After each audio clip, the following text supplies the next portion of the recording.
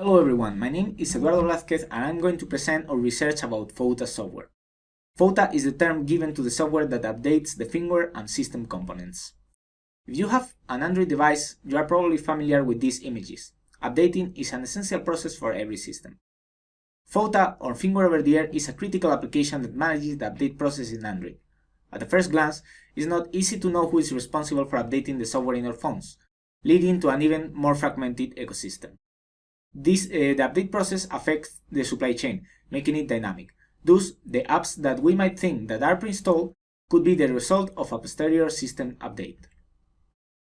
There are known cases of problems reported both in update software as well as in the Android supply chain. For example, various FOTA apps have been labeled as potentially unwanted software for stealing user information or installing unwanted apps. Also, the supply chain process might suffer from cyber attacks, allowing the adversaries to control the update process, for example, to distribute malware through software updates or by corrupted application markets. This motivates us to analyze and understand the update ecosystem in Android. Concretely, we analyze this ecosystem by first providing mechanisms to detect apps with FOTA capabilities, and second, by analyzing these apps and understanding the stakeholders that are involved, the capabilities of these apps, with a special focus on the security and privacy implications, and the actual behavior observed in the wild on real devices. It is known that the Android supply chain is a complex ecosystem. Original equipment manufacturers build devices combining different system of chip components with Android source code, which is publicly available. These devices might go through third-party entities who ship devices to final users. At each step, different stakeholders can pre-install their own software, for example, to update the firmware. Thus, once the devices are with the final users, new software versions can be distributed.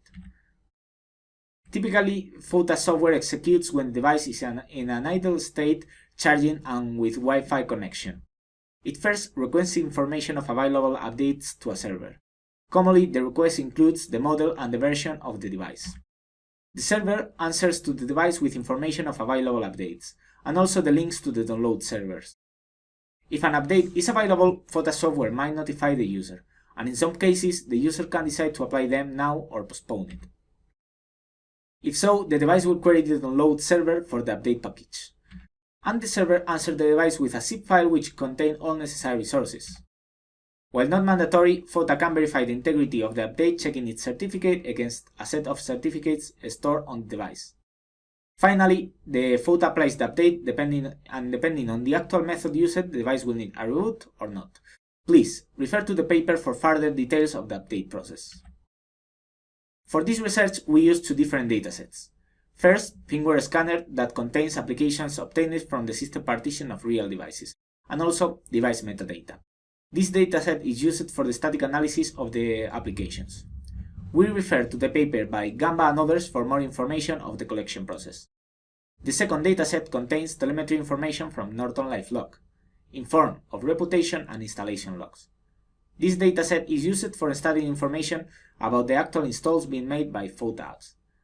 Since the information comes directly from user devices, it offers a more reliable picture than running the FOTA apps in a sandbox or emulator. In order to detect FOTA apps, we have developed a static analysis tool based on Android Wear framework. This tool looks for different signals that are present in software with installation capabilities. Concretely, we search for 4 signals specific of FOTA software.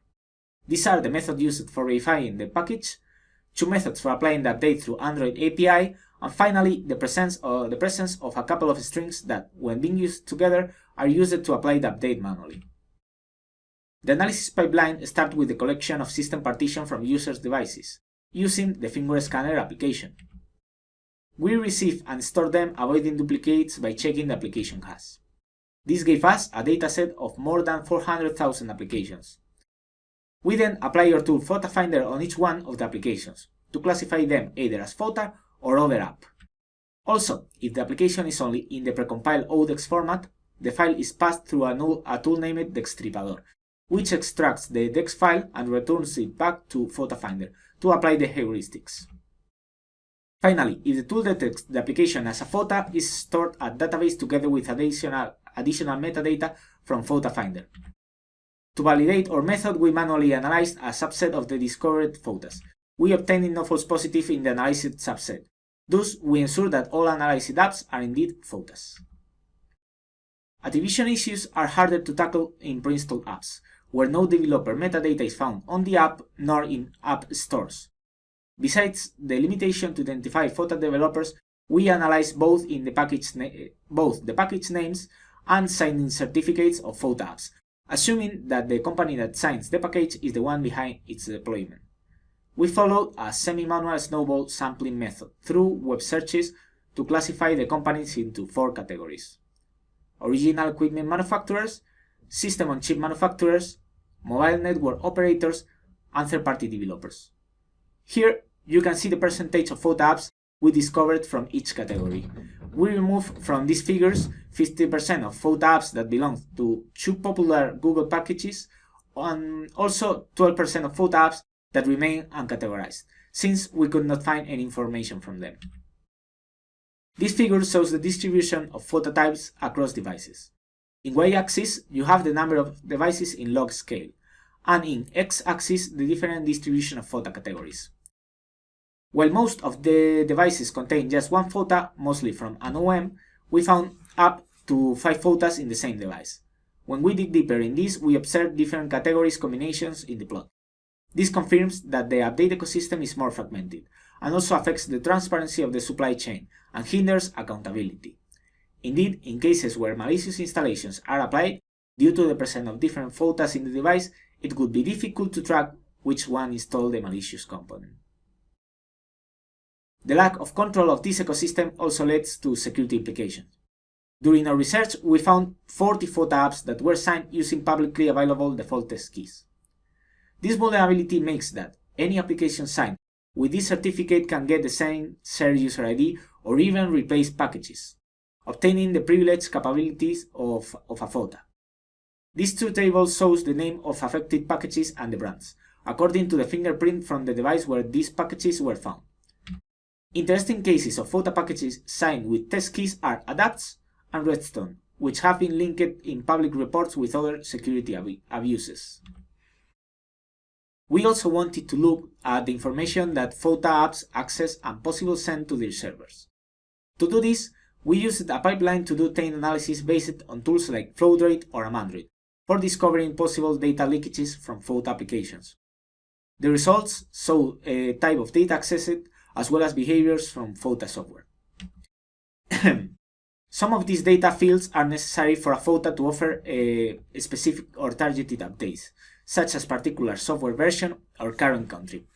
Other behaviors are used for checking if it's possible to request and apply the updates, for example, those related to network connectivity.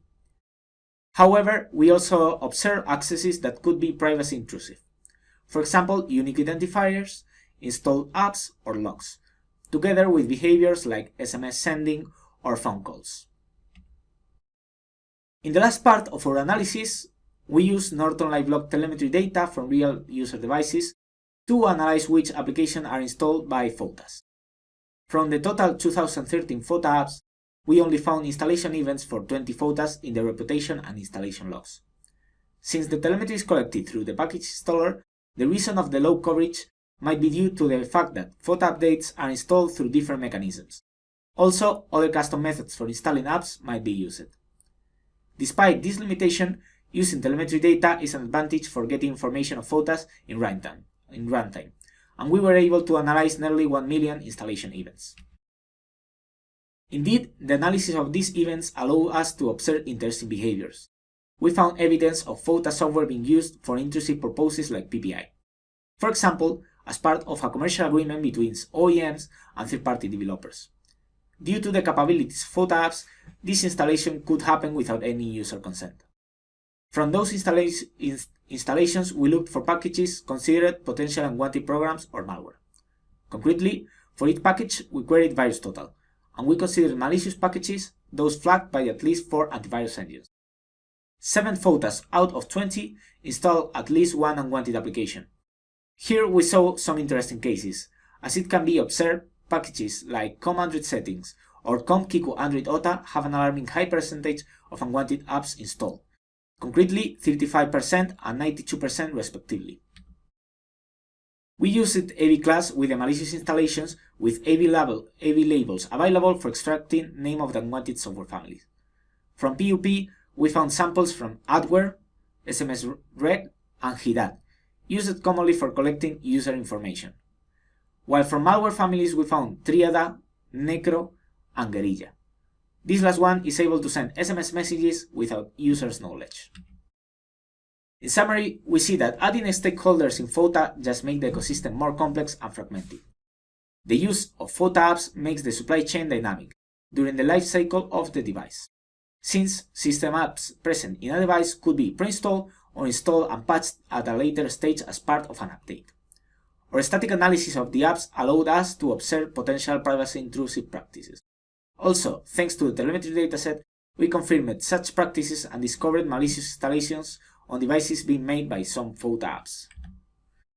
To wrap up, we recall that security updates have always been an issue in the Android ecosystem.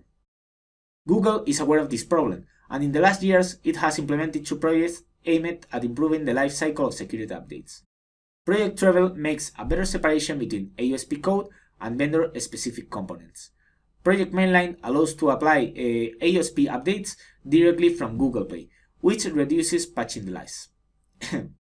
We believe this is a step in the right direction, but does not fully solve the issues identified in our work, which emerge from the complexities of the supply chain and the many stakeholders that are involved. Thus, while this is not an easy to solve problem, we have a series of recommendations for improving update ecosystem. First, we propose that FOTA developers should follow best practices on FOTA development, provided in the Android official documentation. For example, avoiding the use of test keys or verifying the packages before they are installed. Second, it is needed to increase the transparency of FOTA apps. We found that such critical updates are commonly implemented by means of various FOTA apps installed in the same device, with vague attribution signals.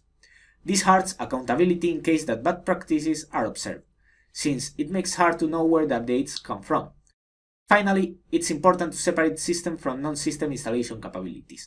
A FOTA should be focused on to only update the system partition, leaving user-level installations to other, less privileged apps.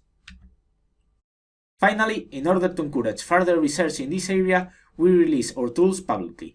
Also, you can access information of the dataset in our webpage.